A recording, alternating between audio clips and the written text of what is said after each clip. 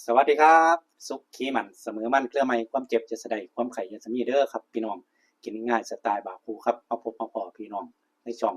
กินง่ายสไตล์บ่าวคู่ครับวันนี้บ่าวคู่ได้เมนูเปรี้ยวปากเค็ดเขียวน้ำลายไหลระบายท้อง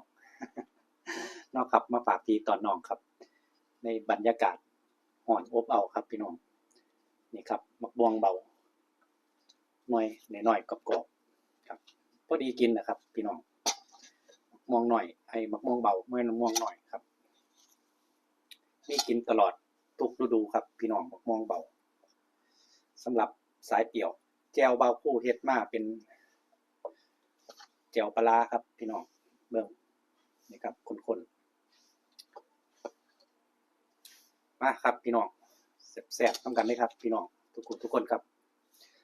มื้อนี้บรรยากาศอยู่ในบ้านครับพี่น้อง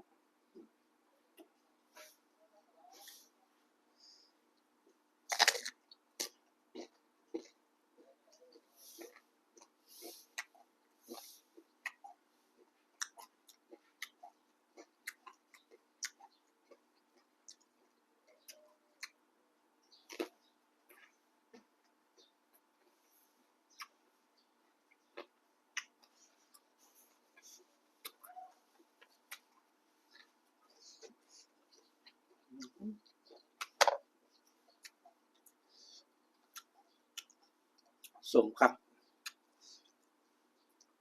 ซื้อไว้แต่2มื้อ3มื้อครับพี่น้องแช่ตู้เย็นไว้รู้สึกว่ามันจะเปรี้ยวมาก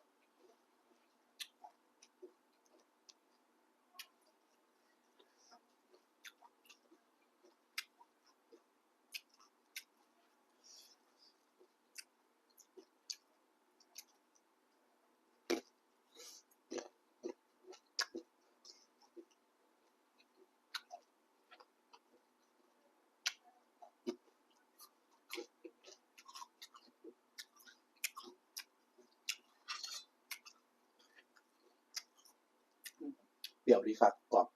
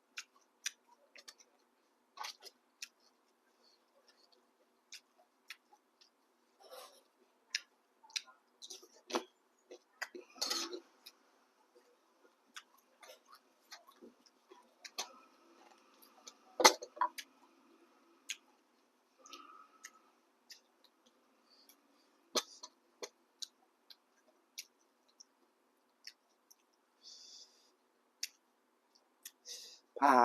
จักเทื่อก็บ่แซ่บเท่ากินเป็นหน่วยจั่งซี้แซ่บย่ำแล้วมันกรอบ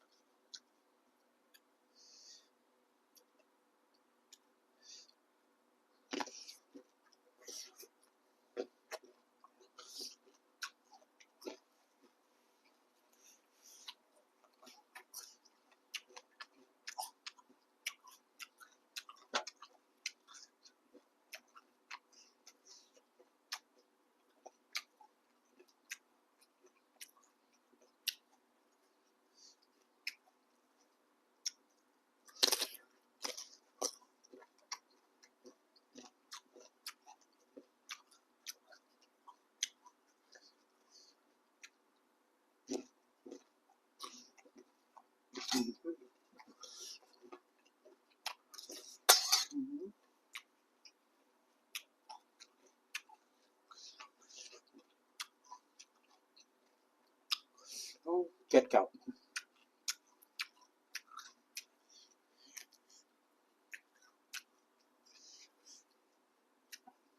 เปรี้ยวกรอบ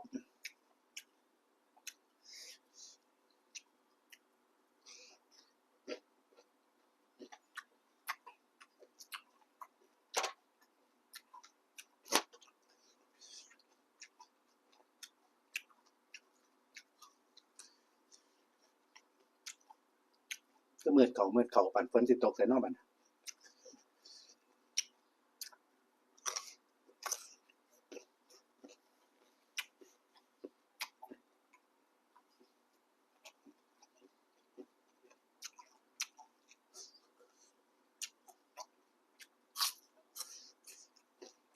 อากาศ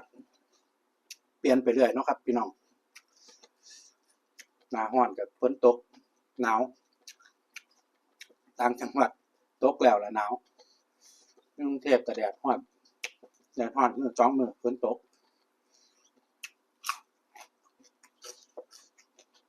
เอาแน่นอนบ่ได้พี่น้อง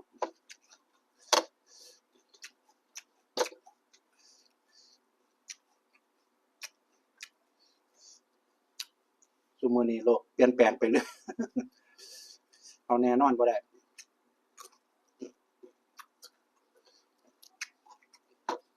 จังซำมื้อว่าแผ่นดินไหวเนาะครับพี่น้อง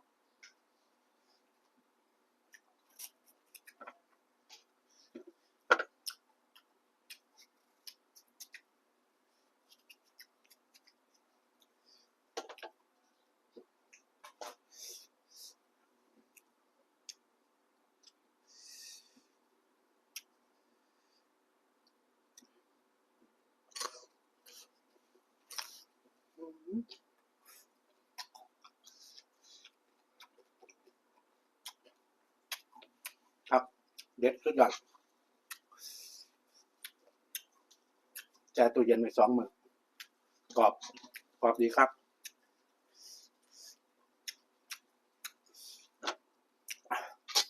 โอ้จวดครับพี่น้องสุดยอดเอาซ้ำนี่เนาะครับพี่น้องกินพอหอมปากหอมคอกินพอหายอยาก